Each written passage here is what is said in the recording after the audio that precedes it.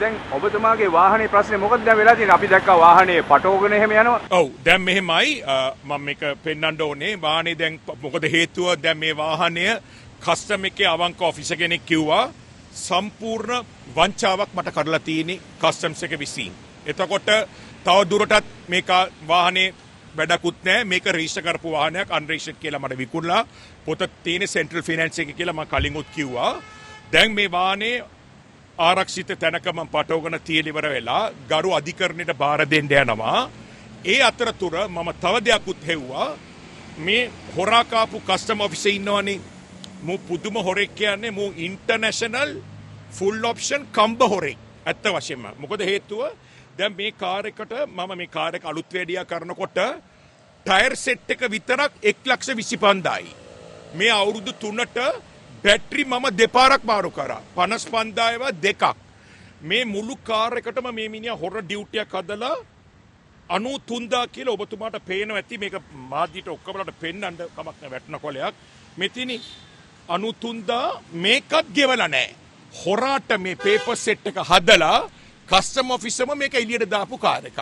මේ හොර මේකට ලක්ෂ 12 ගාණක් ඩියුටි එන කාර් එකට 93,000 කියන්නේ ටයර් සෙට් එකක්වත් ගන්න බැරි ගාණ. එතකොට මේ 93,000ටත් හොරා කාලා. මට මේ කස්ටම් ඔෆිසර්ගේ මූණ බලන්න ඕනේ. මං ගරු පොලිස්පතිතුමනි මම CID-ට පැමිණිල්ලක් කරනවා. මේ වාහනය හොරට මේ වගේ පෞගිය රජයේ කාලේ තමයි අප්‍රමාණවත්ම කන්ටේනර්ස් හොරට ඇවිල්ලා තියෙන්නේ. මේක සාක්ෂියක්. එතකොට පොලිස්පතිතුමනි ඔබතුමාට මතකයි ඔබතුමා පොලිස්පතිතුමාට මොකද්ද මේ සම්බන්ධයෙන් කරන්නේ? පොලිස්පතිතුමාට මම කියනවා මට හොඳ ටීම් එකක් දෙන්න CID ශානි කියන නමට මම ගරු කරනවා. මොකද එතුමා CID එකට ආවෙන් පස්සේ තමයි හරියට වැඩ වෙන්නේ කියන එකත් මම කියනවා අනිවාර්යෙන්ම.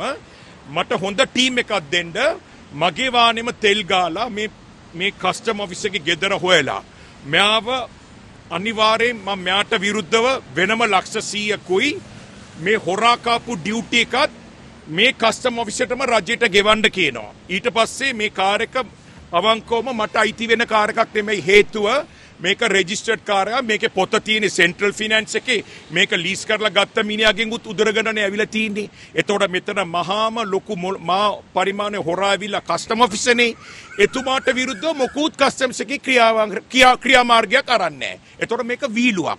එතකොට දැන් මේක මම දැන් ගරු අධිකරණයට නඩුවක් දාලා මේ කස්ටම් ඔෆිසර්ට විරුද්ධව නඩුවක් දාලා ශ්‍රී ලංකා කස්ටම්ස් එකටත් නඩුවක් දානවා වෙනම ගාණක් ඉල්ලලා බන්දි මුදලක් ලොකු බන්දි මුදලක් ඉල්ලනවා. මොකද මේකට හේතුව මීට ඉස්සරත් මට ටෙන්ඩර් එකෙන් මේක විශේෂයෙන් නිවුස් එකේ දාන්න 64-34/96 කියන ජීප් එක මට ටෙන්ඩර් එකෙන් ආවා.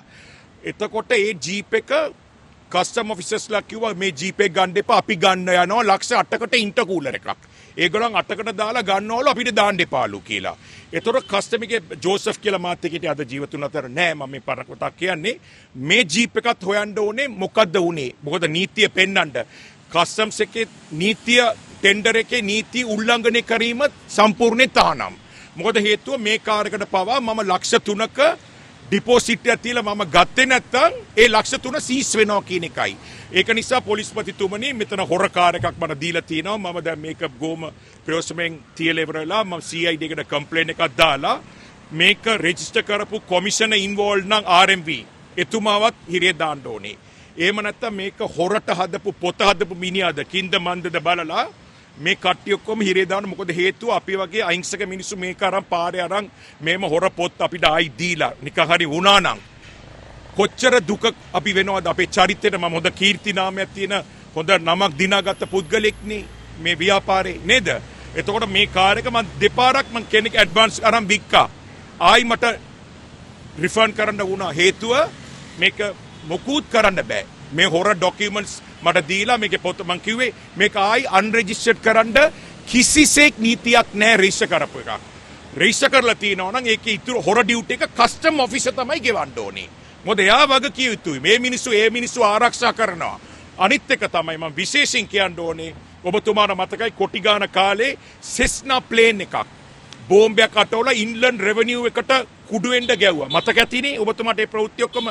මේ ප්ලේන් රථය මේ ප්ලේන් එකත් එළියට දැම්මේ කස්ටම් ඔෆිසර් පගා අරගෙන.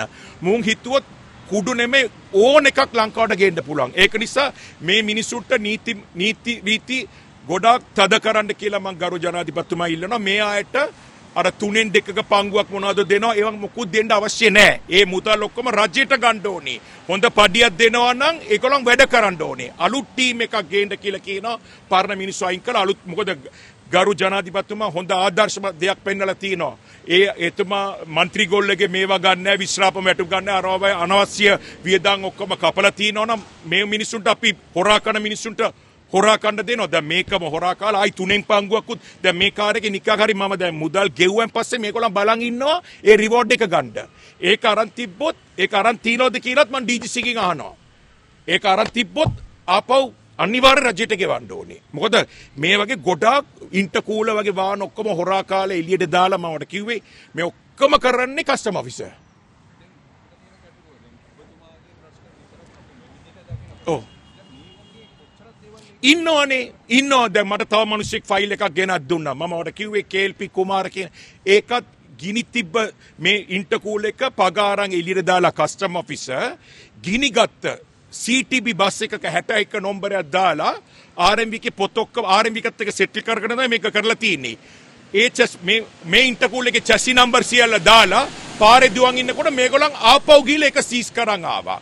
ඇවිල්ලා ආයි ටෙන්ඩර් කරාලු ඒක අන්රෙජිස්ටර්ඩ් කියලා මේ වගේම. බලනකොට RMB එකේ බර කියනකොට අර 61 නම්බරේ අර බස් එකේ නම්බරේ පෙන්නනවලු. පස්සේ මෙයාට මොනවද කළා තියෙන්නේ කස්ටම් ඔෆිසර් ආයි කස්ටම්ස් එක ඇතුළට ජීප් එක අරගෙන chassis නම්බරයෙන් අකුරු වෙනස් කරලා ගාලා ඒක නීති විරෝධී වැඩක්. ජපානයේ ෆැක්ටරින් දෙන නම්බරයක් නෙමෙයි 1234 කියලා આવත් 1243 කියලා උදාහරණයක් මම කිව්වේ. එහෙම ගත්ත කෙනෙක් ෆයිල් එක මට ගෙනත් දෙන්නම් කිව්වා. ඒ ජීප් එකත් අපි ගිහලා ආයි සීස් කරමු.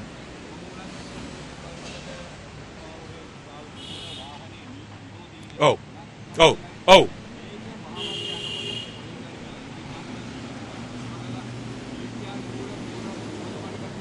මම හිරේ. එතකොට මම හිරේ. ඒක තමයි මං කිව්වේ. අහිංසක මිනිස්සු මේ වගේ කී දෙනෙක් ඉන්නවද මේ මිනිස්සු කරන පර වැඩවලට? අර හමර් කියන වාහන ඔක්කොම එලියට කස්ටම් ඔෆිසර්ලා පගාරන් දාලා Nissan Leaf කියලා කාර් එකක් ආව මතකද? මේ කාර් එක ලක්ෂ 21යි ඒ දවස්වල වෙන්නේ.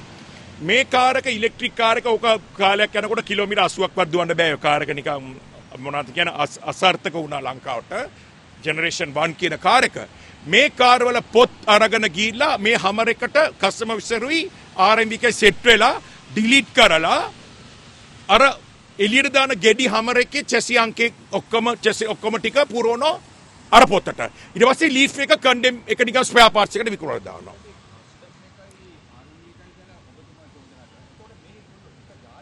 මේගොල්ලන් එක ජාලයක් අනිවාර්යයෙන්ම එක ජාලයකින් කරන කට්ටියත් හිටියා. හැමෝම නෙමෙයි. ඔව් මොකද මම හැමෝටම කියලා දික් කරනවා වැරදි.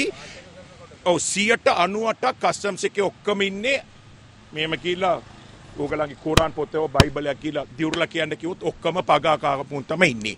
හොඳ මිනිහෙක් නෑ 2% හොඳ මිනිස්සු ඉන්නේ. ඒකයි මම කිව්වේ අර ප්ලේන් එකත් එළියට දාලා බෝම්බෙත් පිපුරුවා නම් කස්ටම් එකේ ඔෆිසර් රස්සාව නැතුව ගියෙක් කෙනෙක් මතකයිනේ CID එකෙන් ඇල්ලුවා. එහෙනම් කුඩු කොච්චරක් ආවද ට්‍රැක්ටර් වලින් දාලා ඔක්කොම කතාවට කියන්නම්. මේගොල්ලන්ට ඕන දෙයක් කරන්න පුළුවන්. ඒක නිසා අපි මම අලුතින් යෝජනාවක් දෙනවා ගරු ජනාධිපතිතුමාට. ඔය ඔක්කොම වල CID මුරපොලකුත් දාලා, බ්‍රයිබරි මුරපොලකුත් දාලා සැකසහිතේවට එල් ස්ටේෂන් අර බල්ලෝ ඉන්නේ අර කුඩු බලන්න පුළුවන්. ඒම සත්තුත් හොඳට කවලා මේවා අපිට වැඩි එක මේ ගේට්ටු වරාය ගේට්ටු 2 3 4යි තියෙන්නේ. මහ දෙයක් නෙමෙයි. එහෙම දෙයක් කරන්න කියලා යෝජනා කරනවා. අනිත් එක තමයි තව විශේෂයෙන් දෙයක් මම කියන්න ඕනේ ගරු බිමල් ඇමතුමාට මම ගොඩාක් සන්තෝෂයි. මොකද එතුමා හොඳ දෙයක් ලංකාවට කරනවා ගමන මන්ත්‍රී හැටියට. අලුත් මොනවාද එතුමායි කටින් කිව්වා මේම දෙයක් 2 බිලියන් වංචා කරනවා කිව්වා. මොනවාද කොන්දොස්තර මතකද එහෙම දෙයක් කිව්වා. දවසකට ඒවයි ගාණක්. ඒ වගේම මම කියනවා කස්ටම් ඔෆිසර්ස්ලා ඔක්කොම පෞගිය රජ කාලේ ඉඳලා ඔක්කොම එන්ට්‍රි පාස් කරන්න රුපියල් 2500ක් ගන්නවා. මේක වෝෆ් ක්ලාක් දානවා යාගේ බිලට.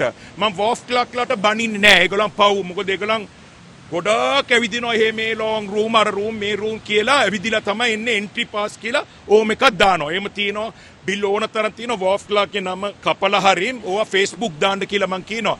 දැන් ඒමවත් වෙන්න තියන්න එපා. මොකද හොඳ පිරිසුදු රටක් මේ හොඳ නායකයෙක් දැන් කරන්නේ. අපි මේක සිංගප්පූරු වගේ කරන්න ඕනේ. නැත්තම් මේම පේන්නේ නැද්ද මේම බල්ලෝ පස්සෙන් ඔක්කොම ගිහිල්ලා අපිට කෙල වෙලානේ තින්නේ මේ කරලා තියෙන වැඩවලට කීර්ති නාමයට ඔක්කොම හානියක් නේ.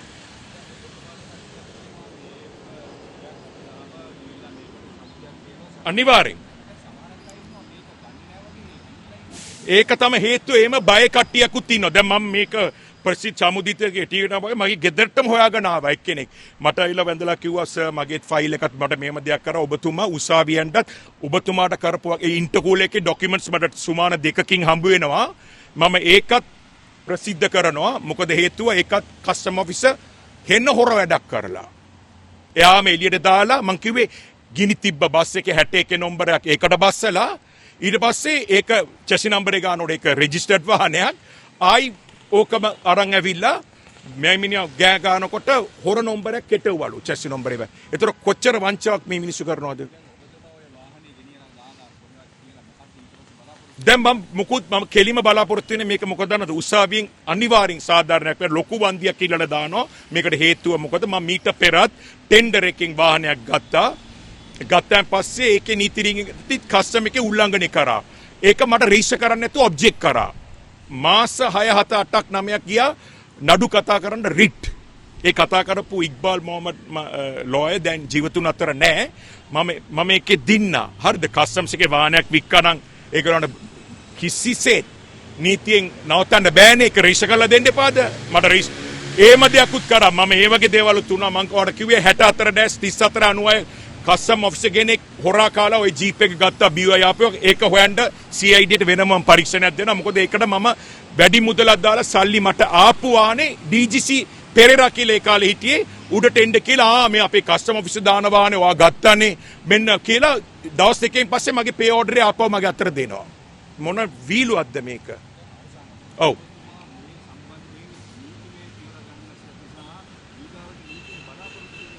මම නීතියෙන් බලාපොරොත්තු මම මේක හොඳට ප්‍රසිද්ධ කරන්න ඕනේ. මොකද මේ වගේ වාහන තියෙන මිනිස්සු ඉන්නවා නම් ඉස්සරහට එන්න කියලා මම ඒ අයටත් කියනවා. මොකද ඒ අයට ශක්තියක් නැත්තම් මම හරින් කතා කරන්නම්. ඒ අය වෙනුවෙන් ડોකියුමන්ට්ස් මට දුන්නා නම්. මොකද හේතුව මේක දැන් මම විශාල වන්දි මුදලක් ඉල්ලලා දානවා කස්ටම්ස් එකට. මොකද මේක පෞගේ රජේ කරපු දේවල්. මේ රජේ නෙමෙයි. මේ රජේ ගොඩාක් මිනිස්සු බයයි මේ රජේට. රජයේ සේවකයෝ හරි බයයි. මොකද බ්‍රයිබරි ඔක්කොම පයින්නවා රෝමියෝ කියලා දන්නවා. මම ඒකට ස්තුතිවන්ත වෙනවා මේ ජනාධිපතිතුමා මේ වගේ කොන්ද පණෙන් ඉන්න නිසා. ඇත්තටම මම මේකට මේ වාහනේ බාර දීලා මොකද මේ වාහනේ මට ආයි මොනම විදියෙන්වත් අන්රෙජිස්ටර් කරලා දෙනවට මම ගණ්ඩ යන්නෙත් නැහැ. මොකද හේතුව නීති රීති තියෙනවා මේ කස්ටම් ඔෆිසර් කරපු හොර වැඩේට මේක යන්න ඕනේ සෙන්ට්‍රල් ෆිනෑන්ස් එකට. මොකද ඒතර ඇබ්සොලියුට් ඕනර්ෂිප් එකක් දාලා ලීස් එක ගෙවමින් තියෙනකොටනේ මේක අරන් ඇවිල්ලා තියෙන්නේ. එතකොට කිසිම ඉන්ක්වයරියක් කරලා නැහැ මේ ෆයිල් එක කොහමද මම ඉස්සුවා කියන්නේ කොහොම වැඩකාරෙක්ද? ඇත්ත කියන්නේ ලංකාවේ ඩොන් මම තමයි. ඉන්දියාවේ ශාරුක් ખાન, ලංකාවේ කිං අජ්මල් ඛාන් මවුජූද් මම තමයි. ඇත්ත කියන්න. හරිද? බයත් නැහැ. බැස්සන සිංහයා තමයි. all rounder. හරි? සෙල්ලම් බෑ මාත් එක්ක. ජයෙන් ජය වේවා මාත්‍යා. මේක හොන්තට එලි කරලා දාන මිනිස්සුන්ට ප්‍රයෝසමෙන් ඉන්න කියන්නේ ඔක්කොමලා.